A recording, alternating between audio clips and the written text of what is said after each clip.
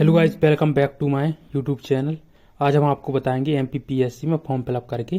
तो सबसे पहले आप देख सकते हैं टोटल फॉर्म फीस आपकी जनरल के लिए और अदर स्टेट वालों के लिए 500 और रिजर्व कैंडिडेट के लिए 290 फॉर्म फीस है।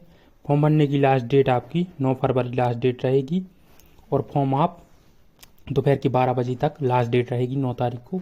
तो आप जल्द से जल्द फॉर्म फिलअप कर दें। पेपर आपका 26 अप्रैल को होगा, जिसमें टोटल वैकेंसी आई हुई हैं 191। एज लिमिट 1 जनवरी 2026 से काउंट की जाएगी। यदि आपकी मिनिमम एज 21 साल और मैक्सिमम 40 साल है तो इसमें फॉर्म फिलअप कर पाएंगी। फॉरेस्ट रेंजर और डिप्टी कलेक्टर से लेके A to Z इसमें पोस्टें दी गई हैं। दोनों के लिए साथ में अप्लाई कर सकते हैं और सिंगल के लिए अप्लाई कर सकती हैं। केवल आपके पास बैचलर डिग्री है किसी में भी तो आप इसमें फॉर्म फिलअप करवाएंगे, या आपकी लास्ट ईयर रनिंग है तो भी अप्लाई कर पाएंगे। तो आपको सबसे पहले इस मेन साइट पर आ जाना है। यहाँ अप्लाई पर देख सकते हैं, अप्लाई पर क्लिक करेंगे।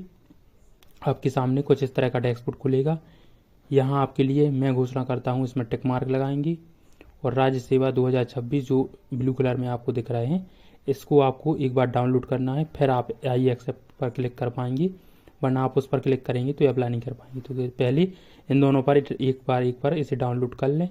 उसके बाद आपको आई एक्सेप्ट पर क्लिक करना है, तभी उस पर क्लिक होगा। तो हमने कर लिया। उसके बाद हम आई एक्सेप्ट करेंगे तो फॉर्म भरने का फॉर्म हमारे सामने आ जाएगा। जल्द से जल्द फॉर्म भर दें। लास्ट टाइम में साइट प्रॉब्लम कर सकती, फोटो अपलोड में प्रॉब्लम हो सकती है आपके लिए। तो सबसे पहले आपको क्या करना है, सबसे पहले आपके लिए ऊपर आ जाना है। यहाँ आप डिटेल देख सकते हैं, 10वीं 12वीं और ग्रेजुएशन की डिटेल। रनिंग है तो आप रनिंग डाल सकते हैं। तो सबसे पहले आपको आवेदन परीक्षा में नाम दोनों में स्टेट फॉरेस्ट और दोनों में अप्लाई करना चाहते हैं तो फर्स्ट वाला सिलेक्ट करें। यदि आप स्टेट सर्विस प्रीलिम में अकेले अप्लाई करना चाहते हैं तो सेकंड चुनें। यदि फॉरेस्ट सर्विस में अप्लाई करना चाहते हैं तो लास्ट चुनें। यदि आपने बीएससी की है तो आप दोनों में फॉर्म फिलअप कर पाएंगे तो बोथ सिलेक्ट कर दें। उसके बाद आप नीचे आएंगे, साइंस ग्रेजुएट सिलेक्ट करेंगे, आपकी जो भी है, आर्ट ग्रेजुएट जो भी। उसके बाद यहाँ आएंगे, उपाधि में आपके विषय सिलेक्ट करना, तो हमारे फिजिक्स केमिस्ट्री मैथ थी तो वो डाल दे रहे हैं हम। इसके बाद नीचे आएंगे तो अभ्यर्थी का नाम, आपका नाम डालना है। उसके बाद नीचे आएंगे तो आपका कास्ट डालना है, उसके नीचे डेट ऑफ बर्थ, उसके नीचे फादर्स नेम फुल। यहाँ आपको मध्य नाम डालना है, आपका नहीं है तो नहीं, कुछ ना डालें। यहाँ आपका जेंडर सिलेक्ट और नीचे आपकी मदर्स नेम डालना है फुल। इसके नीचे आएंगे तो आपके लिए वैवाहिक संबंध इसमें यदि है तो हाँ करें, वरना ना करें तो हम नो कर देते हैं। इसके बाद नीचे आएंगे मूल सूचना का विवरण। तो यहाँ आपके लिए अभ्यर्थी मध्य प्रदेश का मूल निवासी है। यदि नहीं है तो नो सेलेक्ट करें, यदि हैं तो आपके लिए हाँ सेलेक्ट करना है। नहीं सेलेक्ट करेंगे आप तो ऑटोमेटिक जनरल से फॉर्म अप्लाई होगा। और यदि हाँ सेलेक्ट करेंगे तो आप इनमें कास्ट, जो इस भी कास्ट से हैं आप, वो अप्लाई कर पाएंगे। तो हम यस करते हैं। उसके बाद अभ्यर्थी क्रीमी लेयर में है तो ओबीसी सिलेक्ट किया, क्रीमी लेयर है तो हाँ करें, तो हाँ करेंगे। यदि आप तो यहाँ ओबीसी सिलेक्ट कर ले रहे हैं। उसके बाद आप यदि यस करते हैं इसमें तो जनरल से अप्लाई होगा। नॉन क्रीमी लेयर यदि नो कर देते हैं तो ओबीसी से अप्लाई करेंगे। जो जिनकी भी ओबीसी में 8 लाख से ऊपर इनकम है वो जनरल से अप्लाई करें। अभ्यर्थी का जाति प्रमाण पत्र यहाँ अपलोड डिटेल डालनी है। तो यहाँ सबसे पहले जारीकर्ता का नाम डालेंगे, नीचे डला होगा। उसके नीचे प्रमाण पत्र का नंबर वो आपको लेफ्ट हैंड साइड ऊपर मिलेगा। किस जिले का है वो आपको डालना है, किस डेट में बना है वो स्टेट का कास्ट सर्टिफिकेट की डिटेल। उसके बाद दिव्यांग में तो यहाँ आप नो कर दें। यदि यस करते तो आपको सिंपल डिटेल डालनी पड़ेगी।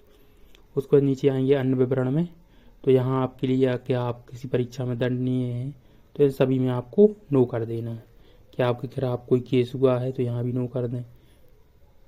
इस हिसाब से आपके लिए सभी, क्या आपके पास प्रमाण पत्र है तो आप यस या नो कर सकते हैं, हम नो कर दे रहे हैं। क्या अभ्यर्थी के पास निजी सेवा संस्था में है तो यहाँ भी आप नो कर सकते हैं। तो हम सभी में नो कर दे रहे हैं। उसके बाद आगे बढ़ते हैं। भूतपूर्व सैनिक का विवरण, इसमें यदि यहाँ यस करती हैं तो आपको देना पड़ेगा, वरना नो कर दें। इसके बाद मध्य प्रदेश कार्यालय में रोजगार पंजीयन है तो हाँ कर दें, अगर अदर स्टेट है तो नो करें। तो हम यस करती हैं। आपको पंजीयन क्रमांक डालना है जो रोजगार पंजीयन होता है वो आपका 3 साल तक वैलिड रहता है। जिस भी ज़िले में है वो यहाँ ज़िले सिलेक्ट करें और जिस डेट में बनाया है वो भी यहाँ सिलेक्ट करें। फ्री बनता है, आप MP ऑनलाइन पर जाकर, या मैंने उसकी वीडियो बना दी है पहले, आप देख सकती हैं।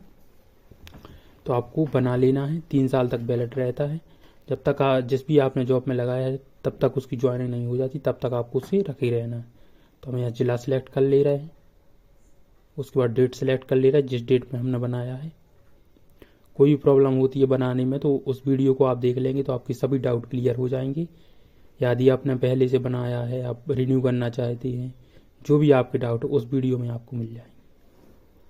इसके बाद अनिवार्य शैक्षणिक अर्हता में जाते हैं तो यहाँ के अभ्यर्थी के पास स्नातक है, मतलब ग्रेजुएट डिग्री है तो यस करें, वरना नो कर दें यदि रनिंग है तो। क्या अभ्यर्थी स्नातक अंतिम वर्ष में, तो आपको यहाँ हाँ कर देना अंतिम वर्ष में है। यदि नो कर देते हैं तो यहाँ उत्तीर्ण इंटरसेप्ट डिप्लोमा, आपको जो भी इसके पहले है वो आपके लिए यहाँ डालना होगा। इसके बाद अभ्यर्थी के लिए 10th 12th और ग्रेजुएशन की डिटेल डालना पड़ेगा। 10th का रोल नंबर, विषय में आप ऑल डाल दें, ऑल सब्जेक्ट, प्राप्त कितने अंक मिले, कितने परसेंट है, ऑटोमेटिक आ जाएगा, सब्जेक्ट सेलेक्ट करना। इस तरह से सभी डिटेल डालनी है और आगे बढ़ जाना है। जैसे आगे बढ़ेंगे कि आप मध्य प्रदेश में इसमें यात्रा भत्ता चाहती है, मध्य प्रदेश की अनुसूचित जाति, अन्य पिछड़ा वर्ग और अनुसूचित जनजाति, इन सभी के लिए यात्रा भत्ता भी मिलता है तो यस कर दें। बैंक का विवरण डालना है यहाँ आपके लिए, तो बैंक का नाम, बैंक का शाखा का नाम, खाता धारक का नाम, मतलब आपका अकाउंट नंबर, यूनिक कोड, शाखा का कोड। उसके बाद आपको नीचे यहाँ फोटो अपलोड, उसकी फ्रंट पेज की आपको पासबुक की फ़ोटो अपलोड करना है। यदि शाखा का कोड आपके पास नहीं है तो जो आपके यहाँ पिन कोड होगा आपके एरिया का वो डाल सकते हैं। CIF नंबर आपकी पासबुक में मिल जाएगा।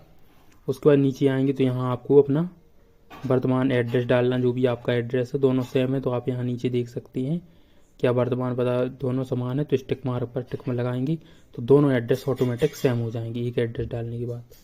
इस तरह से आपको अपना एड्रेस सिलेक्ट कर लेना है, जिस तरह से हम अपना एड्रेस सिलेक्ट कर रहे हैं। ज़िला सिलेक्ट करते हैं, पिन कोड डालेंगे और वर्तमान पता में जो भी आपका आप डालना चाहें डॉक्यूमेंट, जैसे आधार कार्ड या पैन कार्ड या वोटर ID, जिसमें भी आपका एड्रेस हो वो आप यहाँ अपलोड कर सकते हैं। तो यहाँ टिक मार्क लगाएंगे और आगे बढ़ेंगे। इसके बाद आपको प्रारंभिक परीक्षा का शहर ऑटोमेटिक दिख जाएगा, सागर, इसमें आपकी लोकेशन के अनुसार ऑटोमेटिक ले लेता है। इसके बाद नीचे आएंगे, आपको अपनी फ़ोटो अपलोड करनी है और नीचे आपको सिग्नेचर अपलोड, आप KB ध्यान से देख लें, JPG फॉर्मेट में 2200 KB के अंदर आपको फ़ोटो अपलोड करनी है और सिग्नेचर, मोबाइल नंबर, ईमेल डालेंगे और टिक मार्क लगाएंगे। यहाँ आपके लिए अभ्यर्थी के हस्ताक्षर अपलोड करना है। इसके बाद आप जैसे सबमिट करेंगे तो आपको 250 + 40 टोटल आपको 290 पेमेंट करनी पड़ेगी। पेमेंट पर जाएंगे, इस तरह से आपके लिए UPI वाले सेक्शन पर जाना है। जैसे ही इस पर आएंगे तो पे government all NSDL second option पर सेलेक्ट करें। इसके बाद आपके पास UPI QR कोड दोनों ऑप्शन ओपन हो जाएंगे। तो UPI से पेमेंट करना चाहते तो UPI से कर दें। Hello guys, welcome back to my YouTube channel. आज हम आपको बताएंगे MPPSC में फॉर्म फिलअप करके।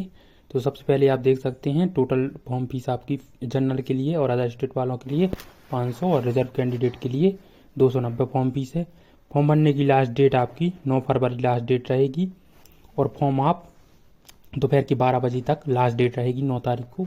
तो आप जल्द से जल्द फॉर्म फिलअप कर दें। पेपर आपका 26 अप्रैल को होगा, जिसमें टोटल वैकेंसी आई हुई हैं 191। एज लिमिट 1 जनवरी 2026 से काउंट की जाएगी। यदि आपकी मिनिमम एज 21 साल और मैक्सिमम 40 साल है तो इसमें फॉर्म फिलअप